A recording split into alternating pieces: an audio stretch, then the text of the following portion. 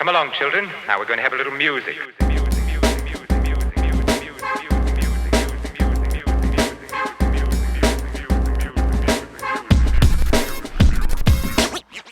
What's good, guys? Welcome back to First Cut. This is our review of The Fabelmans, the new Steven Spielberg film that is getting a lot of awards love right now. I'm here with RB3 in the house. We are here to break down this film. This film is interesting, RB3, because obviously it was in theaters. It did get an official release, but it didn't get a lot of box office love, at least not that I saw. But now awards is happening. Golden Globes just happened. It won a ton of awards. It's probably going to start to spike a little bit when it comes to awards attention. But let's get to the movie itself. How did you feel about this movie as a whole? Give me your general thoughts on The Fabelmans. Yeah, I enjoyed The Fabelmans a lot. You know, somebody who's a lifelong Spielberg fan. One of my early first film books was like one of Spielberg's early, it wasn't like an autobiography, but it was like a picture book, that a film just telling like these stories about some of the production of his movies. It came out like 2011. So I have that book still on display in my room to this day. Even, you know, I've somebody who was like a younger film fan when I was first starting to love Spielberg movies, especially somebody who went to Universal a bunch in LA as a kid, where they put Jaws and Jurassic Park and like all of his movies on the highest of pedestals. I've always loved Spielberg, but in some deep down way, I've kind of like resented his filmmaking to some extent, because I thought, oh man, like, you know, you just hear the things that you hear online. He's too commercial. He's sold out. He's done all this. But not gonna lie, every single time this man has put out a movie in the past 6-7 years, is always consistently ranked in my top 10 of the year, including The Post, which a lot of people said was boring, was going to be this. I love that movie.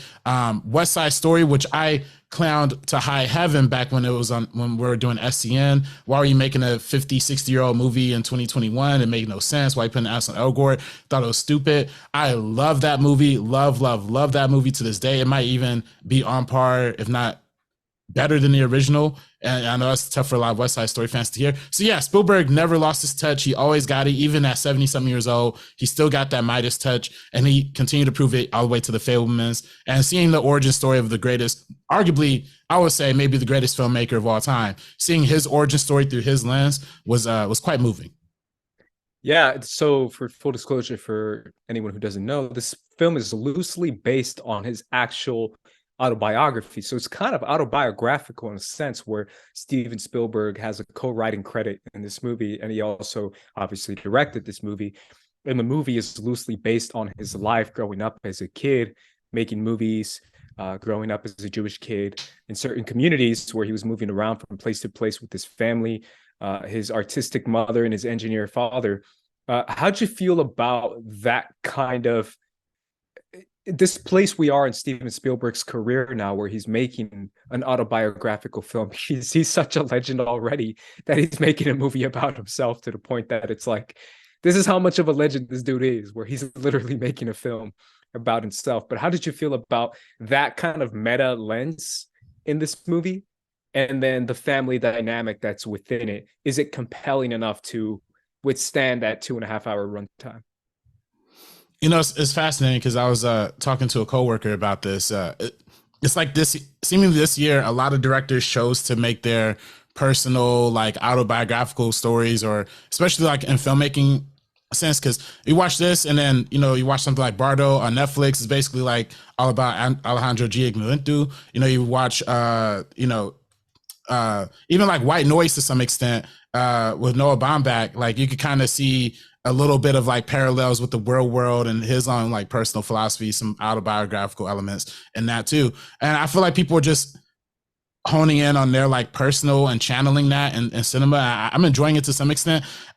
To some other extent, I'm like, nah, kind of stop doing these Hollywood stories. Like, I'm a little bit over it. But again, this is Spielberg. This is the GOAT. This is the greatest. So when he's doing it, it's a little something special to it. And he yet again channels For one, Spielberg has always been a master at directing performances, and he did that yet again with Michelle Williams in this movie portraying his mother. I forget her exact her first name, but that's very much based on his actual mother, who was also a musician, and inspired a lot of the creativity in his life and Spielberg's life. And the father being played by Paul Dano also delivered. The most surprising performance to me was honestly Seth Rogen playing the friend, the friend of the family, who seemingly has something going on with the mother a little bit on the side. So I thought he was really, really great. I thought everybody performance wise was really, even the young kid who played young Mr. Fabelman, I forget his name as well, but Sammy.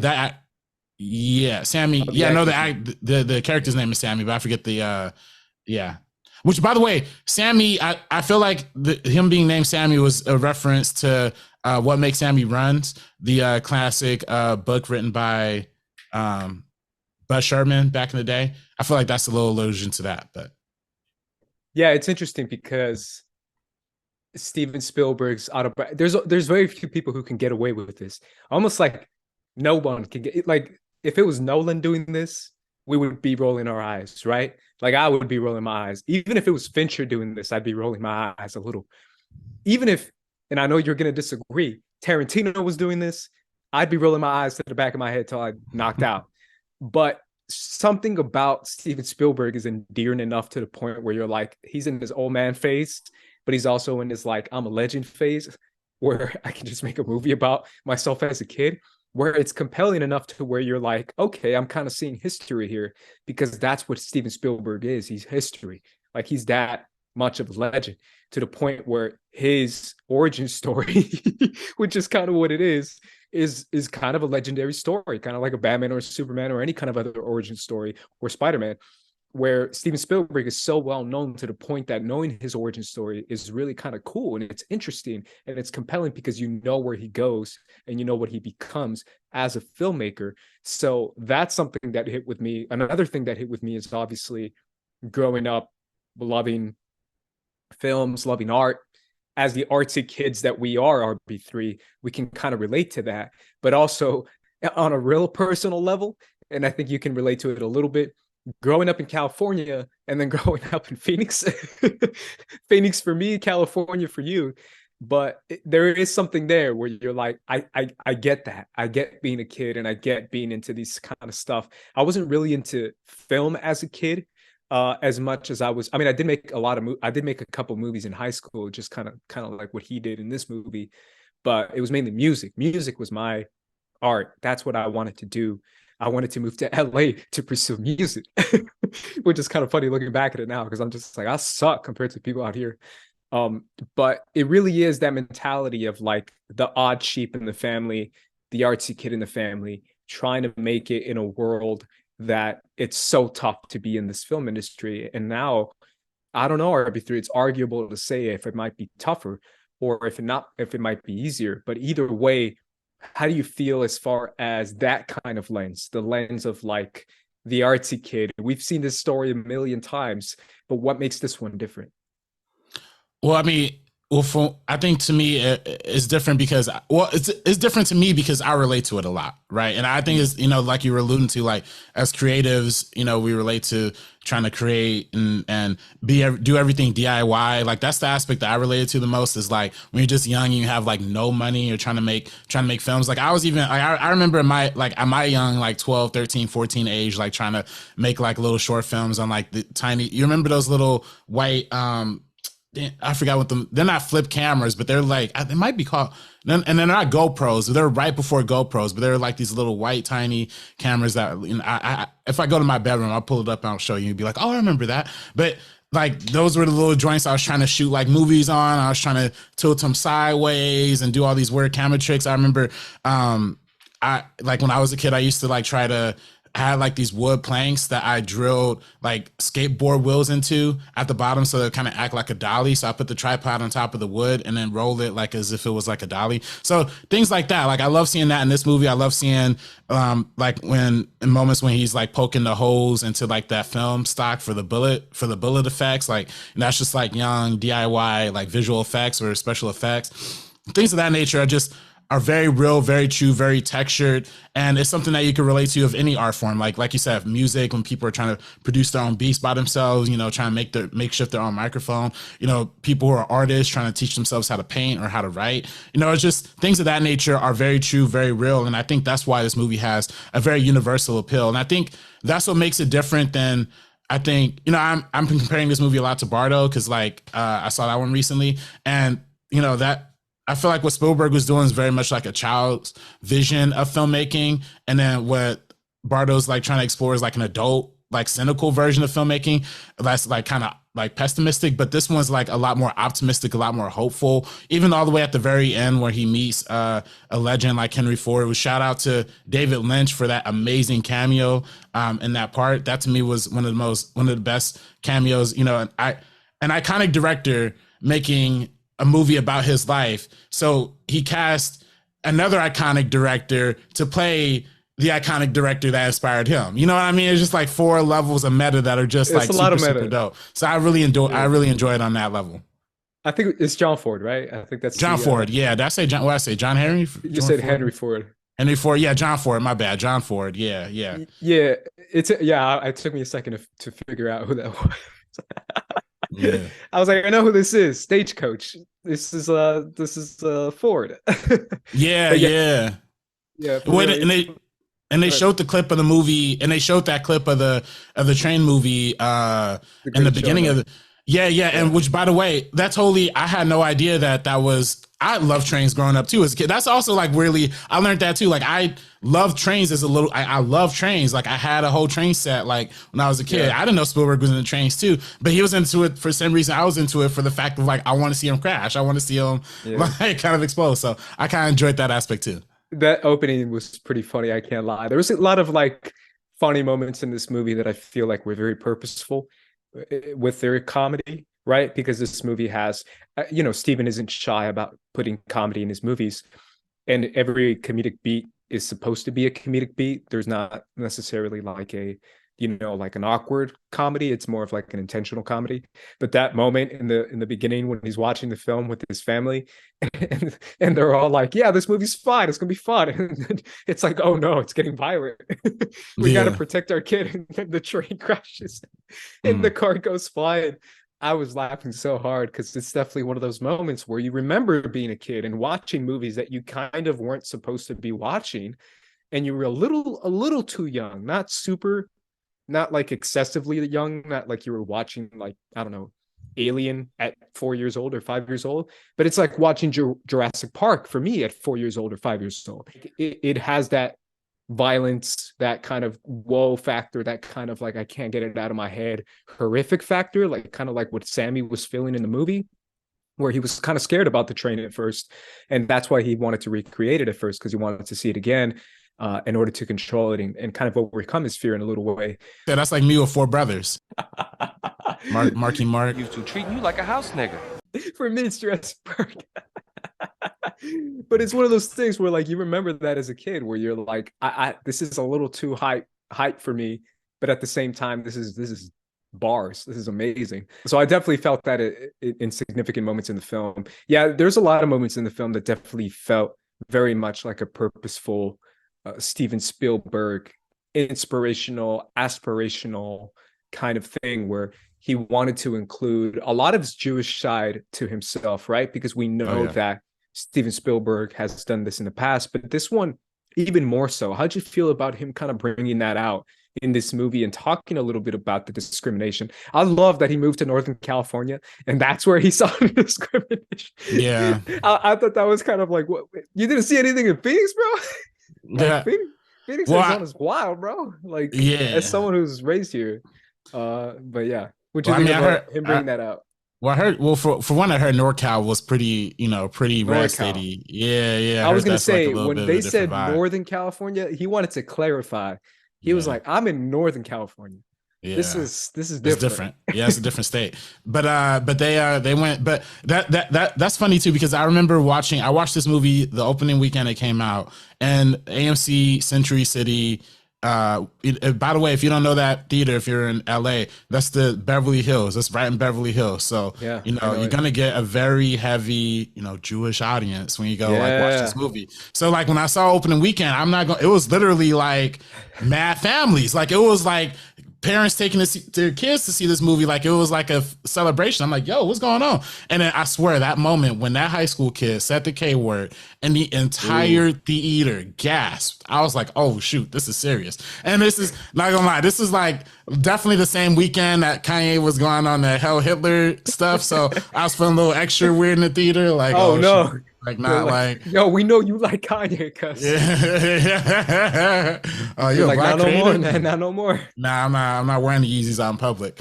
But yeah, that's but yeah, I love that he incorporated that into it. And I think that it's interesting how he humanizes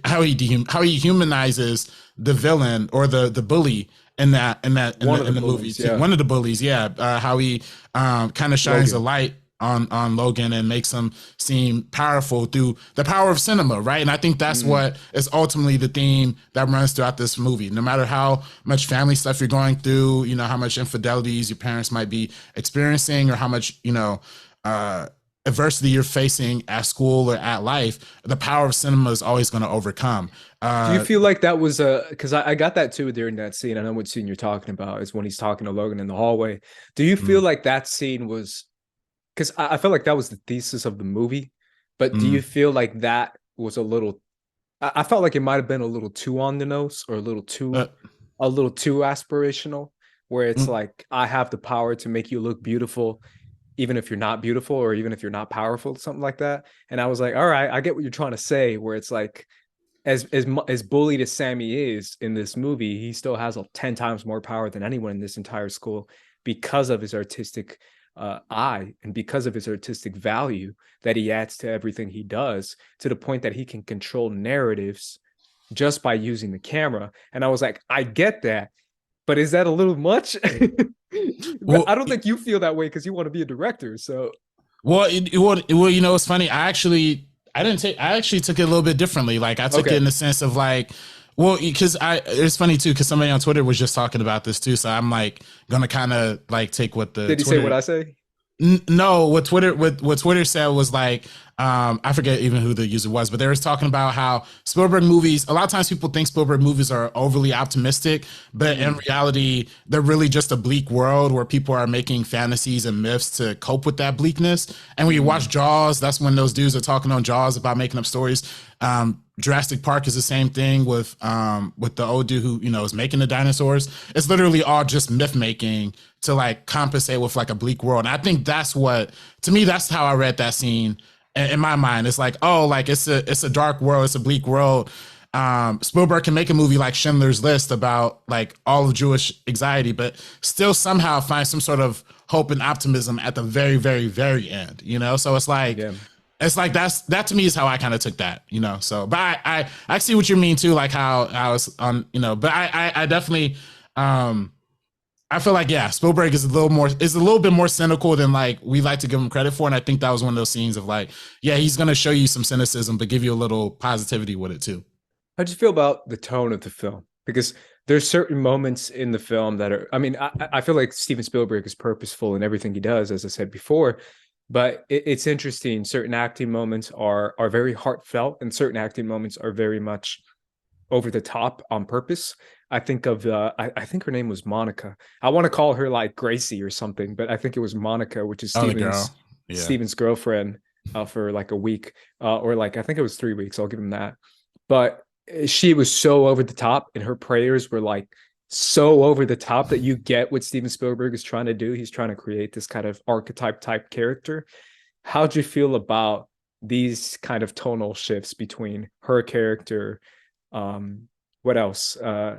The mother character, like kind of jumping back and forth between these moments and these scenes and being a filmmaker. I thought the girl was funny. I definitely thought, they wanted to try and, I felt like they were trying to cut a lot of the tension at the school scenes as opposed to what was happening at home, with, again, Michelle Williams' character. She's dealing with divorcing, or not having kind of struggles with Paul Dano, who's playing Spielberg's dad, Sammy's dad. And I think, they definitely are trying to contrast those tones and still make it like lighthearted and funny while still dealing with those serious things. So yeah, I don't know. I honestly didn't even pay enough attention to that girl's performance at that point, honestly. But yeah, I felt like the, high school stuff is always gonna be high school stuff. I felt like the acting, the real acting for me was like the adults, and I thought the adults all the adults weren't over the top. Like that's a good point. Even Seth Rogen, he kind of reeled it in like a significant amount more than I thought he would. It is kind of an interesting point to say that the high school was definitely a little bit more heightened and over the top than the adults were. It's interesting because in all his movies, I feel like, I don't know if about all his movies, but almost all his movies, there's always kind of an elevatedness to the acting where it almost feels like theater acting. And that's not a bad thing because obviously I come from theater. So this is what I know what it is. But there's almost kind of like an elevated theater actingness to Steven Spielberg's films. And I think it's funny because I kind of brushed it off to where I was like, whatever, it's the 50s. Where he's like, hey, Sammy, let me tell you something, Sammy. You gotta focus on the girls. And they're like using their eyebrows and, talking like this. And I'm like, whoa, what is this? Yeah. The kid who was very heightened. Yeah. The most evil bully was definitely like super heightened, like bully wise. He even Chaz, he even has like that like super weird like, smile. Hey, let me tell you there. Yeah. You're looking crazy, Mr. Bagel Man. Like I was like, whoa. Yeah. He was definitely cooking. He was cooking. He's straight out of Greece, bro. But he was in West Side Story though, right? Am I tripping? He was in West Side Story as well. I have no idea. I didn't recognize him. I have no clue. He might have been. Yeah, I mean, obviously for me, there's definitely a lot there. Shout out to Phoenix, the few Phoenix scenes we got. I was hyped for it. I was like, yo, we out here shooting movies in the desert, bro. Yeah. Whites and Mexicans. That's all there is. In Arizona. In the 50s, bro. In the AZ. Yeah, did you notice that? Yeah. The sheriff was like a little Mexican native kid. And I was like, that's what it is, bro. Natives, Mexicans, and white people. That's it. That's what it was for a long ass time, bro. And now we got a lot more variety, obviously, but I just thought that was a funny little moment to see that because obviously it took me back to my childhood, even though I didn't grow up in the 50s. But I did appreciate that, and I did appreciate him giving his perspective as far as growing up Jewish, growing up in this community, growing up in this household with sisters, where I think a lot of people might watch this movie and be like, damn, bro, like he is low-key kind of selfish in this movie, right? Where that uncle character comes in and tells him like, hey man, you care more about your art than your own family sometimes. And he kind of like is like brushing that off. But then there's that moment where they're fighting in the living room and he imagines himself recording it, where I don't know how you read this scene, RB3. I'm curious, but I felt like it was part of it was like, man, this is me. Like, this is what I would be doing, just recording this because that's my mentality. And part of it too was like, man, this shit is cinematic as F. If I can get the same on camera, that'd be wild. And then part of it was also like, man, all I am is just an adapter of what emotions are. And all I am is capturing it, changing actual significant moments in my family is as much power as cinema has. I don't have the power to do that. I don't have the power to save my parents' marriage. I can only record it. I can only see it. I can only visualize it, but I can't change it. But I don't know how many interpretations you got from that scene, or how'd you feel about the Sammy character showing a little bit of his selfishness in this movie when it comes to compared to his sisters and compared to his dad and all that? Well, I mean, I don't know about selfishness. I mean, I think it's just coming to like, I think he's just reconciling with the power of the camera, right? Because we saw, I don't know if I actually don't remember the exact order of the scenes, but it might have been before this or after this, but there's that moment when obviously, they were all in the forest or all on that camping trip. And then Sammy recorded the mom and Seth Rogen kind of like sneaking off to the side and having their own kind of like secret love affair. And I think that, to Sammy, that was a lesson of like, the camera is the capturer of objective truth, right? Like the truth that's in the camera is the truth. Like you can't move away from that. People can say whatever, lie or whatever, and say however they feel at any changing moment. But what is captured on film is always going to be there. It's like eternal. So I think that's the kind of like power and things that he's like grappling with, these moments that are like supposed to be eternal. And I think that's why, honestly, I think that's why Spielberg made this movie. I mean, according to the production designer, most of the sets were designed from literal photographs of Spielberg's childhood. So like the living room, all of these things were literal photographs from Spielberg's childhood. I think there was an interview with Seth Rogen where he said like Spielberg would sometimes cry on set because some of the scenes felt like too real. So it's like, I definitely think it's like, it's Spielberg it's like him trying to reconcile with those emotions that he's still probably holding on to from an early age, reconciling them all the way now into a 70. So I almost feel like maybe from Sammy's perspective, it's not even like Spielberg as a 12, 13, 14-year-old. I think that's more of his perspective of like as a 60, 70-year-old looking back at those moments and those memories. How do you feel about where this film lies in the Spielberg catalog when it comes to modern Spielberg films? Because I think it's unfair to say overall, because there's so many, but like modern, last 10 years, last 12 years. It's really good. I mean, I personally wouldn't put it over West Side Story, but I would say it's really Post, Bridge of Spies. It's probably over the Post, over Bridge of Spies. But so I think I'm a little bit personally like biased in the sense of like I'm kind of getting burnt out on Hollywood movies, honestly. You know what I mean? Like even, you know, I love Nope to Death. That's my favorite movie of the year, but that's a Hollywood movie. Babylon is a freaking Hollywood movie that's terrible. You know, so there's just a lot of movies that are like about Hollywood, like in this particular time. So I'm starting to get a little bit like just the hair burnt out on that. So in that sense, I might be a little biased in that I'm not loving it as much as maybe I love, like I said, West Side Story, or I love even like The Post. I mean, Bridge of Spies is really good too, but yeah, it's probably up. It's probably up there. It's definitely better than Ready Player One, if that's what you're implying. Oh, I mean, anything's better than Ready Player One. You know my thoughts on that movie, right, bro? Right. You brought it up for a reason, man. Yeah, that's my hottest takes ever. Yeah, man. Yeah, I feel like it definitely it hits a lot of chords, so I definitely appreciate it. We'll see where it goes in the spectrum of award season and of top 10 of the year. We'll eventually get to that in this channel as well. But RB3, where can everyone find you? You can find me on Twitter and Instagram at Director RB3. You can find me on Twitter and Instagram at Squad Leader Ace. Make sure you guys subscribe to First Cut and First Cut TMO on social media. First Cut TMO on TikTok and Instagram as well. Make sure you guys check out our shorts on there. But either way, guys, for the First Cut crew, we're going to be peacing out. So peace. Deuces. It's either me or you. It's either me or you.